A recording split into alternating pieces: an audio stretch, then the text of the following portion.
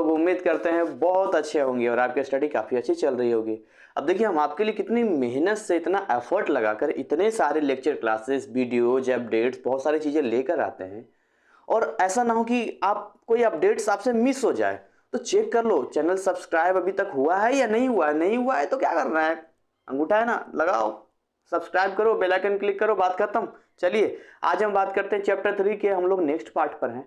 अभी हम kingdom Plantae पर ही पढ़ रहे थे। अब हम लोग प्लांट किंगडम में जो है यानी फोर्थ वर्जन जो था, सबसे पहला एल्गी आपका था, फिर आपका ब्रायोफाइट्स था, देन आपका टेरिडोफाइट्स था। आज हम पढ़ने वाले जिम्नोस्पर्म के बारे में। इसके बाद जो हमारा नेक्स्ट होगा वो एंजियोस्पर्म होगा। तो अभी पढ़ तो लें जिम्नोस्पर्म के बारे में, बड़ा मजा आने वाला है, यकीन मानिए। इस टॉपिक को पढ़ाने के लिए पिछले 1.5-2 घंटे से मैं मेहनत कर रहा हूँ, और मेहनत इसलिए कर रहा हूँ क्योंकि जो मैंने पूरा स्टडी किया है, मैंने देखा कि जो एनसीईआरटी है सीबीएसई का, ठीक है, उसका कंटेंट और जो आपका एनआईएस के बायोलॉजी का कंटेंट, इन दिनों में बहुत ही फर्क है। यानी कहिए कि दोनों एक ही रास्ते पर जा रहे हैं, लेकिन वो थोड़ा ज़्यादा डिटेल में है, उसका बहुत ज़्यादा डिटेल है, और उसका जो लैंग्वेज भी थोड़ा अलग चीज़ें हैं। फिर मैंने आपका इसका देखा तो इसमें मैंने चीज़ें देखी। फिर एक एक वर्ड को देखना होता है, कई बार गूगल सर्च करना होता है क्योंकि बायोलॉजिकल टर्म है, उसको एक्सप्लेन करने के लिए। तो यार ऐसा आपको लगता है ना कि 15-20 मिनट कहीं तो वीडियो है, लेकिन मेरे लिए बहुत मेहनत वाली बात होती है। उसके लिए पीछे मुझे बहुत, अब ऐसे कुछ भी पढ़ा दूंगा कि मैं बोल दूं तो उससे क्या हो जाएगा, कुछ हो जाएगा क्या, आप मुझे बताओ। तो एक जो बेस्ट होता है ना, मैं अपना बेस्ट दे रहा हूँ। मैं आपके लिए पिछले 1.5 साल से एवरीडे 3-4 घंटे तो खाली मेरी सेल्फ स्टडी हो जाती है आपकी तैयारी करवाने के लिए। आप पता नहीं कितना सेल्फ स्टडी करते हैं, मुझे नहीं मालूम, लेकिन मुझे मालूम है कि मैंने पूरा केमिस्ट्री का सिलेबस डिजाइन किया, फिर मैंने पूरा फिजिक्स का सिलेबस डिजाइन किया, पूरा मैथ का सिलेबस डिजाइन किया। अब आपके सामने बायोलॉजी का सिलेबस डिजाइन कर रहा हूँ। तो देखिए ये एक परफेक्टनिस्ट जिसको कहते हैं, परफेक्ट होने के लिए भाई काम करना होता है। चलिए आपका ज़्यादा वक्त जाया नहीं करेंगे हम लोग। तो जिम्नोस्पर्म पे आते हैं। तो देखिए इसका जो मीनिंग है, अगर इसकी मीनिंग पे आते हैं तो जीवनों की मीनिंग क्या होती है, इसकी मीनिंग की बात करते हैं, मतलब नेकेड, मतलब खुला हुआ, जिसको हम लोग ना देखते हैं। तो मैंने क्या कहा था, 5 वर्जन से सबसे पहले एल्गी, सबका पप्पा है ना, बेचारा बिल्कुल छोटा मोटा सा प्यारा सा नन्हा सा मुन्ना सा। इसके बाद अगला जनरेशन जो आया इसका, वो आया आपका टेरिडोफाइट्स का, या सॉरी ब्रायोफाइट्स का। या ब्रायोफाइट्स में थोड़ा सा ये था कि एक लगता था कि एक पेड़ दिख रहा है ना, मल्टी सेलुलर टाइप का पेड़ दिख रहा है, चीजें थोड़ी समझ में आ रही है, लेकिन उसके पास ना वैस्कुलर टिश्यूज वगैरह नहीं थे, जाइलम फ्लोएम का मामला नहीं था। देन आपका तीसरा नंबर पे आया था टेरिडोफाइट, जिसके अंदर वैस्कुलर टिश्यूज था। आप ध्यान से देखिएगा तो बहुत सारी चीजें आपको नजर में आई। ब्रायोफाइट्स के पास जो है कोई ट्रू रूट्स नहीं था, लीव्स नहीं थी, लेकिन अगर आप टेरिडोफाइट्स के पास आते हैं तो इसके पास सब कुछ है, फोटोसिंथेसिस तो सब में करेगा, चाहे वो एल्गी हो या फिर आपका वो ये ब्रायोफाइट्स हो या आपका टेरिडोफाइट्स हो, चाहे वो जिम्नोस्पर्म हो, चाहे वो एंजियोस्पर्म हो। बट यदि हम बात करते हैं आपका ब्रायोफाइट्स की, तो ब्रायोफाइट्स में और टेरिडोफाइट्स में क्या फर्क था, इसके पास केवल वेस्कुलर टिश्यू, जाइलम और फ्लोएम आ चुका था। तो जाइलम फ्लोएम जब इसके पास आ गया, लेकिन अभी भी इसके पास सीड फॉर्मेशन नहीं था। जो बीज बोलते हैं ना, स्पोर से होता था, स्पोर हवा में फैल गया हो गया, स्पोर फॉर्मेशन से होता था, सीड का नहीं था। लेकिन जो अगला इसका वर्जन आया ना, अगले नेक्स्ट इसका आया, अपडेटेड आया, जैसे बंदर से हम लोग इंसान बन गए, मैं हमेशा बोलता हूँ, तो ये भी अगला जो आया ये थोड़ा अप टू डेट था। अप टू डेट में क्या था, इसके पास बीज था। क्या था, बीज था, इसके पास सीड था। बट ये क्या था ना, ये ओवरी से कनेक्टेड नहीं था, ओवरी वॉल से कनेक्टेड नहीं था, इसके लिए इसमें फ्रूट नहीं पाया जाएगा, मैं आपको बताऊंगा। और इसका जो अगला वर्जन आएगा, लास्ट वाला जो एंजियोस्पर्म आप पढ़ेंगे, उसमें आप देखेंगे कि फल फूल सब मिल जाएगा, कंप्लीट मिल जाएगा। तो अभी हम 4th नंबर पर है, एक और पार्ट होगा जिसका हम 5th होगा, तो प्लांट किंगडम हमारा कंप्लीट हो जाएगा। देन आफ्टर हम इसी चैप्टर में किंगडम एनिमेलिया में एंटर कर जाएंगे। तो आज हम पढ़ने वाले हैं अपन लोग जिम्नोस्पर्म के बारे में। तो जिम्नोस्पर्म में देखिए, स्पर्मा का मतलब होता है सीड, मतलब बीज होता है इसको। तो अगर आप इसको डिटेल में जानते हैं, तो together with flowering plants angiosperm, the gymnosperm form the group spermatophyta. Sperma का मतलब सीड होता है, देखिए स्पर्मेटोफिटा का मतलब होता है, फेट का मतलब था प्लांट। तो देखिए ये जो 4th नंबर आपके बुक में मैंने कहा भी था कि ये जो जिम्नोस्पर्म है और आपका जो एंजियोस्पर्म है ना, इन दोनों को मिला देंगे। जब हम इन दोनों को मिला देंगे ना, तो इसका जो नाम होगा वो होगा इसका नाम होगा स्पर्मेटोफाइटा, इसका नाम बोलेंगे। लेकिन हम बेहतर होगा कि इसको अलग अलग थोड़ा सा कर दें, क्योंकि दोनों में बीज है इसलिए इसको एक नाम दे दिया यहाँ पर, इसलिए कंफ्यूज नहीं होना है। स्पर्मेटोफाइटा का मतलब होता है कि भैया सीड प्रोड्यूसिंग प्लांट है, ये मतलब सीड बनाने वाला प्लांट है, बस। हाँ बस। अगर हम बात करते हैं जिम्नोस्पर्म की, तो जिम्नोस्पर्म में नेकेड ओव्यूल होता है, मतलब अब देखिए कुछ टर्म आपको समझना पड़ेगा। एक तो ओव्यूल होता है और एक ओवरी होता है, ओवरी वॉल्स होता है। मेरी बात ध्यान सुनना। ओव्यूल्स जो होता है ना, तो ओव्यूल्स को आप सीड कह सकते हैं, मतलब सीड फॉर्मेशन करता है। और जो आपका ओवरी वॉल्स होता है ना, वो ओवरी वॉल्स फ्रूट यानी फ्लावरिंग, फल फूल फ्रूट वगैरह बनाता है। तो अब आपको ये क्लियर करना पड़ेगा कि इन दोनों का ही अपना अपना एक स्टेप होता है। तो मेल की तरह आप देख सकते हैं, तभी मेल फीमेल सब इसमें देख लेंगे। On flat scale leaves called ovuliferous scale. इसकी जो पत्तियां होती है ना, वो फ्लैट चौड़ी चौड़ी सी होती है, इसका नाम है ओव्यूलिफेरस स्केल के नाम से, चूंकि इसके पास ओव्यूल है, केवल ओव्यूल मतलब सीड है, तो उसी पे काम होगा, इसलिए इसका नाम है ovuliferous scale. Which are not enclosed in carpels. Carpels मतलब ओवरी को ही कार्पल्स कहते हैं, ठीक है, अंडाशय बोलते हैं हिंदी में, ओवरी हो गया। The ovuliferous scales are arrange in cones. Cones में इसका डिजाइन किया जाता है, निडल की तरह, कई बार सुई की तरह होता है। बहुत इसमें पढ़ेंगे, मैं आपको बताऊंगा कि बहुत एक्सट्रीम कंडीशन में भी इनके प्लांट्स अपने आप को टिका कर रख लेते हैं, क्योंकि इनके पास एरिया कम होता है। तो उसके पास क्या होता है कि मतलब इसके बहुत सारी चीजें होती है, इनकी पत्तियां जो होती है काफी स्ट्रांग होती है, कांटेदार होती है। अब देखिए जैसे फर के बारे में बात करते हैं, तो कितना जो है बर्फीला कंडीशन में भी रह लेता है ये, क्योंकि उस समय बर्फीले कंडीशन में क्या होता है, वाटर ऑब्जर्व नहीं कर सकता, पहले ही ऑब्जर्व करके रख रहा होता है। या आप एक और नाम था, जैसे वेलवेसिया की बात करते हैं जो रेगिस्तान में होता है, वो भी इन दोनों के हार्ड कवरिंग है। तो ये जो है बड़ा एक्सट्रीम कंडीशन में भी जो है अपने आप को रख लेते हैं, और ये खड़े रहते हैं, गिरते नहीं हैं ये। तो ये सारी चीजें यहाँ पर है। अगर आप कैरेक्टरिस्टिक्स की बात करते हैं, इसके जिम्नोस्पर्म की बात करते हैं, तो इसका जो एडल्ट प्लांट है स्पोरोफाइट, स्पोरोफाइट दो फेजेज आपने देखा था ना, आपने पढ़ा था, एक स्पोरोफिटिक और गेमेटोफिटिक आपने देखा था। तो स्पोरोफिटिक में स्पोर फॉर्मेशन कर रहा था, और गेमेटोफिटिक में गेमेट यानी कि मेल सेक्स ऑर्गन और फीमेल सेक्स ऑर्गन का, जिसमें आपने देखा था आर्किडोरिया, क्या नाम था, एक था नाम जो है यहाँ पर अलग अलग नाम था वहाँ पे,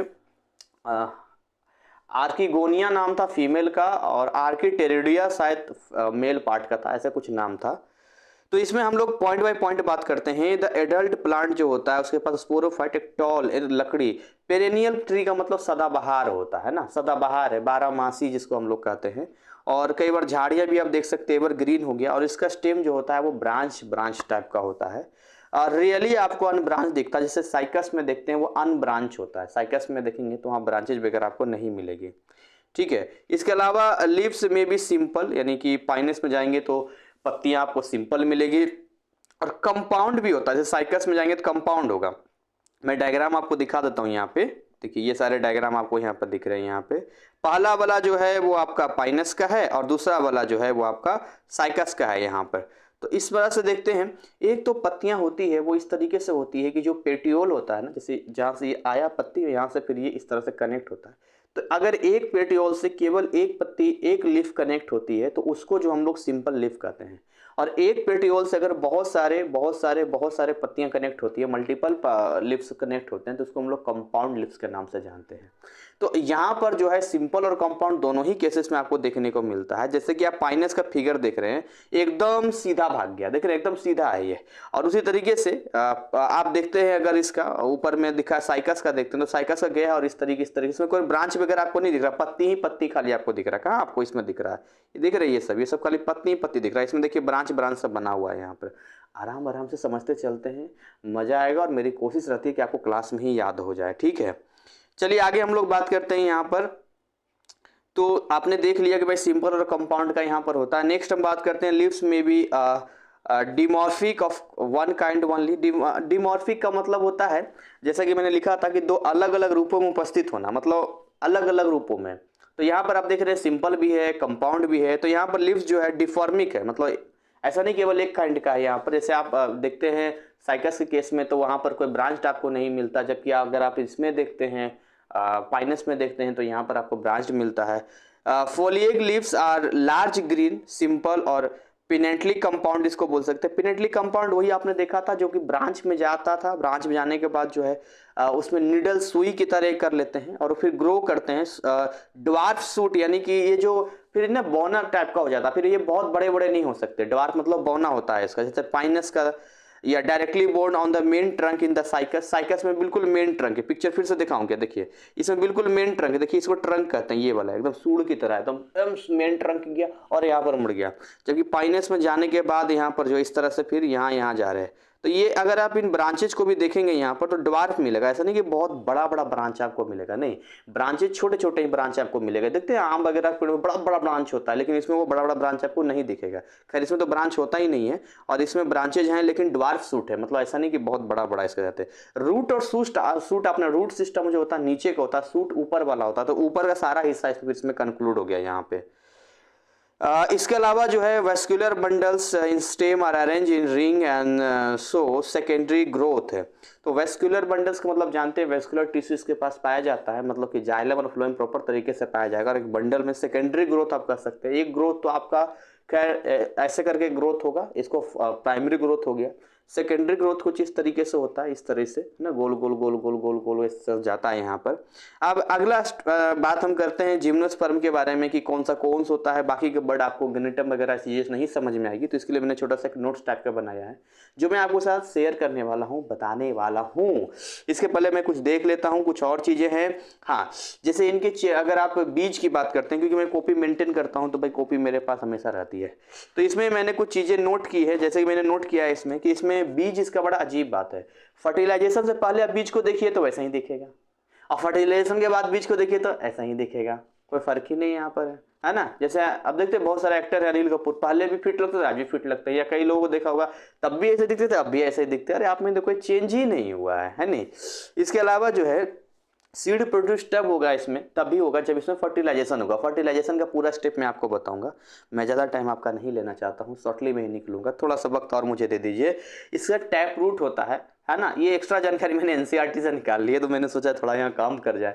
तो टैप रूट इसका जो होता है, जो इसकी जड़ें होती है उसमें माइकोराइजा पाया जाता है। माइकोराइजा के बारे में बताता है, जो नाइट्रोजन, जो एटमॉस्फेरिक नाइट्रोजन होता है उसको एब्जॉर्ब करने में मदद करता है। और आप जानते हैं कि नाइट्रोजन का कितना हेल्प होता है, क्योंकि जो एनर्जी बनती है, जो प्रोटीन बनता है जड़ों में, उसको कहाँ हिस्सों तक जाना, उसको कंट्रोल करने के लिए नाइट्रोजन की बहुत ज़रूरत होती है। तो माइकोराइजा एक एसोसिएशन होता है, टैप रूट मतलब अंदर में होता है।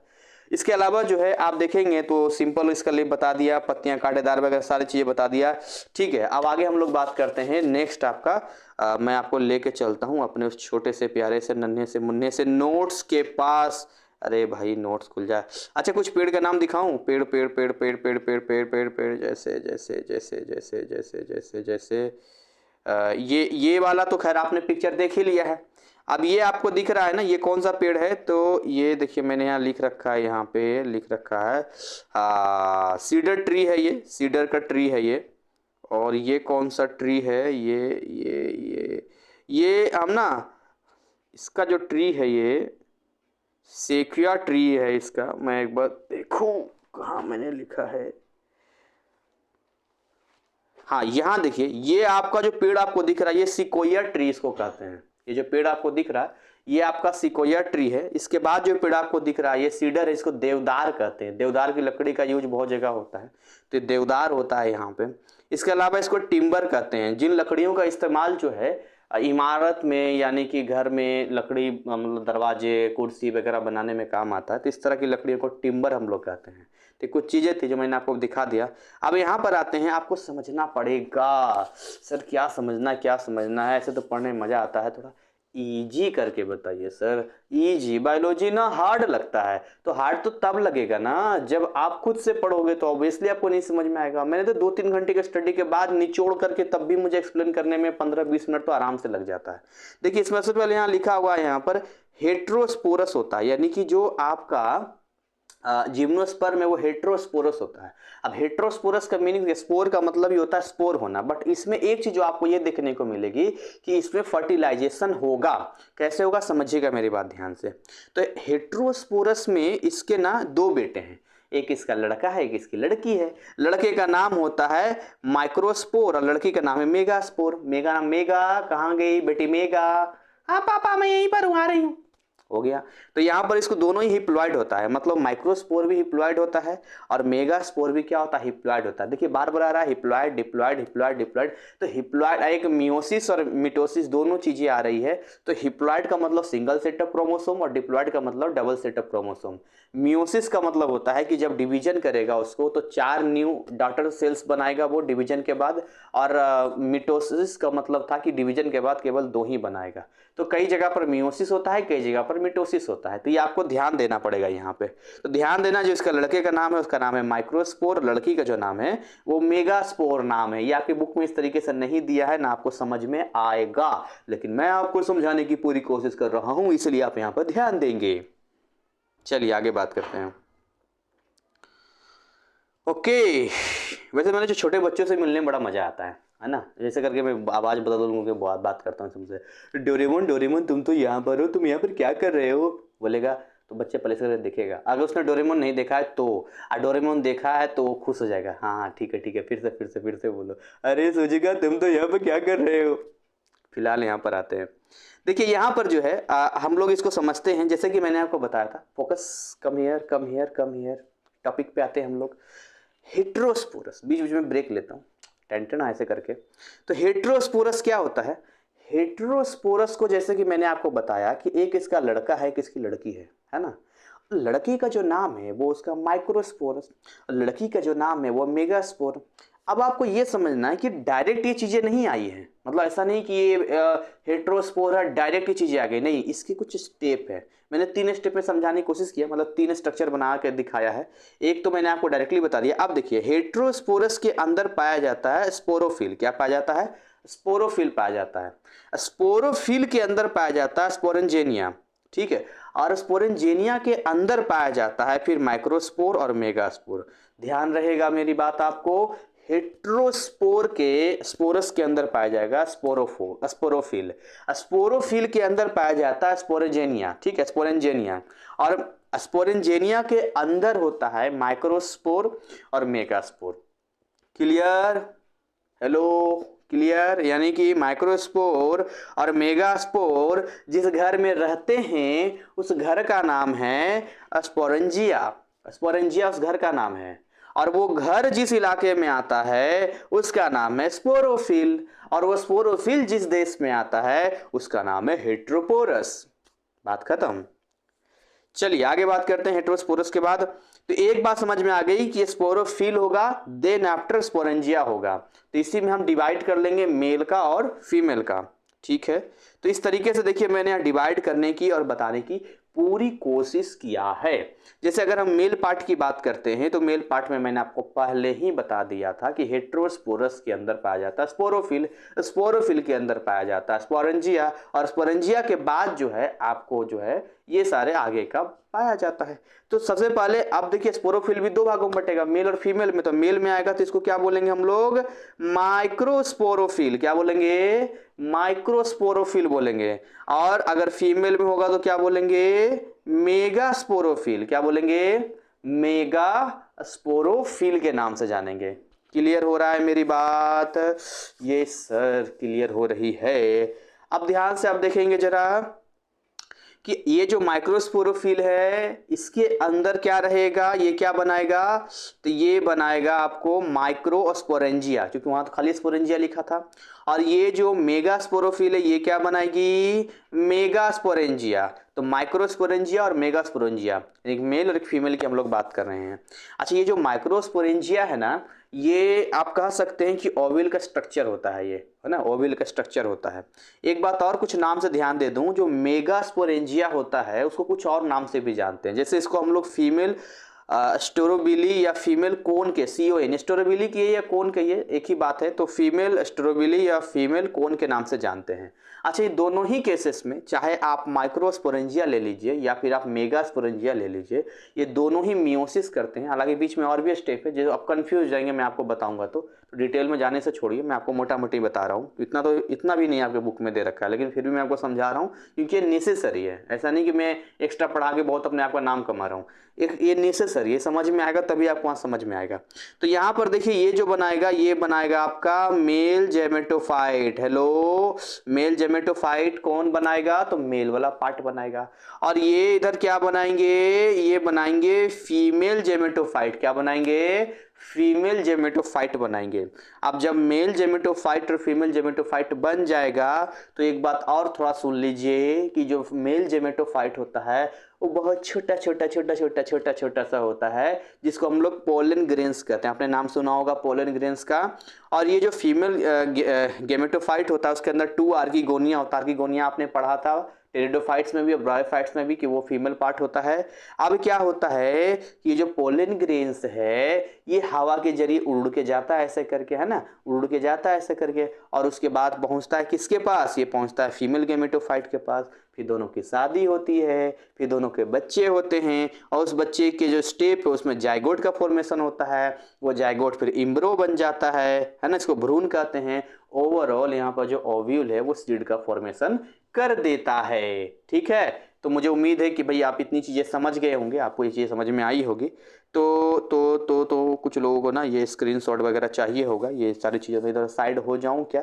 अगर आप चाहिए तो मैं साइड हो जाता हूं, आप इस स्क्रीन को एक बार देख लीजिए। ठीक है, तो आप शायद इसका स्क्रीनशॉट ले सकते हैं इसको, या आप इसको नोट डाउन कर सकते हैं। चलिए, तो अब वापस जो है हम आपके बुक पे आ जाते हैं एक बार, और यहाँ पर आने के बाद कुछ और पॉइंट को क्लियर कर लेते हैं। अरे भाई 21 मिनट टाइम हो गया, पता ही नहीं चला ये तो। चलिए ठीक है, कोई नहीं। तो यहाँ पर जो है वेस्कुलर बंडल्स हो गया। अब देखिए यहीं पर आ गया gymnosperm bear cones which are usually unisexual. या तो यूनिसेक्सुअल हो सकता है, मेल फीमेल इसी के अंदर होगा। अच्छा एक बात और बता दूं कि ये जो मेल पार्ट और फीमेल पार्ट यानी कि मेल गैमेट और फीमेल गैमेट जो बना है, तो इन दोनों ही आपस में इंडिपेंडेंट नहीं होते हैं, दोनों एक दूसरे पर डिपेंडेंसी उनकी होती ही होती है।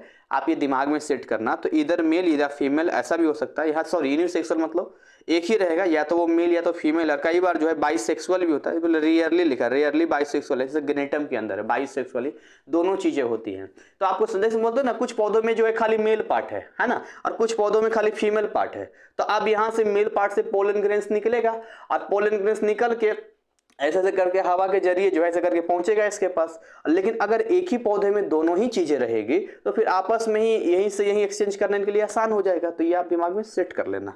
इसके अलावा आगे हम बात करते हैं pollen grains are haploid produce in microsporangia. देखिए आ गया ना माइक्रोस्पोरेंजिया। मेल कौन सा आंसर समझ में आ गया, वही फीमेल कौन सा, मेल वाले में मेल कौन सा, फीमेल वाले में फीमेल कौन सा। तो इन माइनस में each pollen grains has 2 large sex और कॉल्ड इसको विंग्स टू है। इसको क्या करते हैं, मतलब थैली टाइप का होता है छोटा छोटा, वो हवा इसको मदद करता है डिस्पर्जल, हवा फैलने मदद करता है। और पोलन ग्रेन्स प्रोड्यूस करता है 2 मेल गैमेट्स। तो ये 2 मेल, एक पोलन ग्रेन्स के पास जो है 2 मेल गैमेट्स होता है। आप चाहें तो आप नोट कर सकते हैं इसको। आगे हम लोग यदि बात करें इसको नेक्स्ट, तो नेक्स्ट यहाँ पर है कि ovules are not enclose in ovary in angiosperm. ठीक है, तो ovules are not enclose in ovary, ovules जो है ओवरी के अंदर इनक्लोज नहीं होते angiosperm, but are born naked on leafy megasporophyll of female cone. So the gymnosperm, या मिस्टेक है ये, एंजियोस्पर्म ना होके ovules are not enclose in ovary but are born naked on leafy megasporophily of female cone. So the term gymnosperm naked seed this group हो।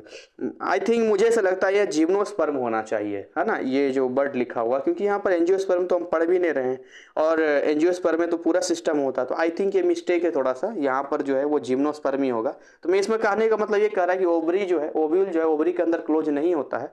और यहाँ पर आप देखते हैं कि इसका जो बोर्न होता है, मतलब नेकेड, जिसको हम देख सकते हैं पत्तियों में, मेगास्पोरोफिल, याद है आपको लड़की का नाम मेगास्पोरोफिल था, फीमेल कौन हो गया। सो जो टर्म है जिम्नोस्पर्म नेकेड सीड इस ग्रुप का है। Ovules are produce side by side. Ovules क्या होते हैं, फिर साइड बाय साइड होता है इसका ओव्यूल्स जो होता है, यानी जो वही ओव्यूल्स जो कि सीड में कन्वर्ट हो रहा है। इनसाइड विच फीमेल गैमेट या एग प्रोड्यूस होता है, तो कहीं अंदर में होता है। अगर वो यूनिसेक्सुअल ना होकर बाइसेक्सुअल होता है तो the male gametes fuses with female, वही फ्यूज करता है, फ्यूज करने के बाद डेवलप करता है सीड में, अब जैसे कि wing in case of Pinus में यहाँ पर लिखा है। तो खैर वही ओवरऑल जो मैंने आपको समझाया वही सारी चीज़ें यहाँ पर दिया है। यहाँ पर लिखा है सम कॉमन जिम्नोस्पर्मा, जैसे पाइन यानी पाइनस, रेडवुड यानी सिकोया, जूनिपर यानी कि जूनिपरेसस, सीडर का पेड़ मैंने आपको दिखाई दिया है, जो कि सीडर्स बोलते हैं हम लोग इसका। देवदार की लकड़ी का इस्तेमाल, आई थिंक दाह संस्कार में देवदार की लकड़ी इस्तेमाल होती है, कहाँ मैंने सुना है देवदार की लकड़ी का इस्तेमाल होता है। एंड सैगोपाम यानी cycas, many gymnosperms yield timber, timber मतलब कई सारी लकड़ियाँ, इमारती लकड़ियाँ भी बनाते हैं। रेजिन्स क्या होता है, मैं थोड़ा सा रेजिन्स के बारे में बता देता हूँ। तो रेजिन्स के बारे में जो मैंने यहाँ पर नोट डाउन किया है, a thick substance that comes from plants, plant से निकलने वाला थिक सब्सटेंस है। इसको आप लेबोरेटरी में भी बना सकते हैं एक सर्टेन केमिकल के जरिए। ये वाटर में डिजॉल्व नहीं होता है और इसका इस्तेमाल प्लास्टिक, वार्निसेस, प्रिंटिंग इंक्स, मेडिसिन और बाकी फैब्रिक स्ट्रिप में बनाने में होता है। तो यहाँ पर ये है। इसके अलावा टर्पेंटाइन, टर्पेंटाइन मतलब तारपीन जो होता है, जो सड़क पे बनाने मतलब डालते सड़क पे तारपीन होता है। And several other products like the dry fruits, यानी चिलगोजा के बारे में दिया। चिलगोजा एक पौष्टिक होता है। चिलगोजा के बारे में मैंने यहाँ पर देखे रिसर्च किया, फोटो आपको देखना पड़ेगा गूगल पे। ये एक पौष्टिक और स्वादिष्ट फल होने के साथ साथ एक औषधि भी है। और चिलगोजा तेल का भी प्रयोग जो है दवाई के रूप में किया जाता है। इसका पेड़ 24 मीटर ऊंचा होता है, 3 मीटर चौड़ा होता है। पेड़ की छाल थोड़ी चिकनी, पतली, खुरदेदार और भूरे रंग की होती है। इसके अलावा जो है आपको सागो यानी साबूदाना भी आप जानते ही हैं। तो ये ऑब्टेन्ड होता है ओल्ड स्टेम ऑफ साइकस से, है ना। साइकस के ओल्ड स्टेम तने से आप सॉरी वो सब नहीं, केवल साबूदाना, साबूदाना जो मिलता है साइकस के स्टेम से। तो ओवरऑल ये पिक्चर वगैरह मैंने आपको बता दिया है, सारी चीज़ें क्लियर कर दिया है। एक बार इस पिक्चर में देख लेते हैं। इस पिक्चर में ध्यान से अगर आप देखेंगे तो यहाँ पर आप देखिए कि यहाँ न्यू, इसमें देखते हैं कई तरह की चीज़ें यहाँ पर आपको दिखेगी। जैसे लीफ, यहाँ देखते हैं इसमें मेन, ये यहाँ से देखिए, यहाँ पर ये मेन सूट हो गया यहाँ से, बाकी तो यहाँ तो खाली पत्ती पत्ती पत्ती ही दिख रहा है यहाँ पर। अब यहाँ पर कई बार जो है, जैसे यहाँ पर मेल कोन के बारे में दिया, यहाँ पर दिखा रहा है कि ये मेल कोन है और यहाँ ये दिखा रहा है फीमेल है इसके पास। तो ये अलग अलग दिखा रहा है, मतलब इसके पास अलग यूनिसेक्सुअल के बारे में। बाकी यही फीमेल कोन इसके पास, तो देखिए यहाँ भी फीमेल कोन इसके पास है और इसके पास मेल ही आपको मिलेगा। तो ये सारा डिस्पर्सल वगैरह करता है ये। तो आई होप आपको ये चैप्टर समझ में, चैप्टर के अभी चल ही रहा है, ये टॉपिक आपको समझ में आया होगा और बहुत इंटरेस्टिंग तरीके से आप इसको एंजॉय कर रहे होंगे, मज़ा आ रहा होगा आपको पढ़ने में।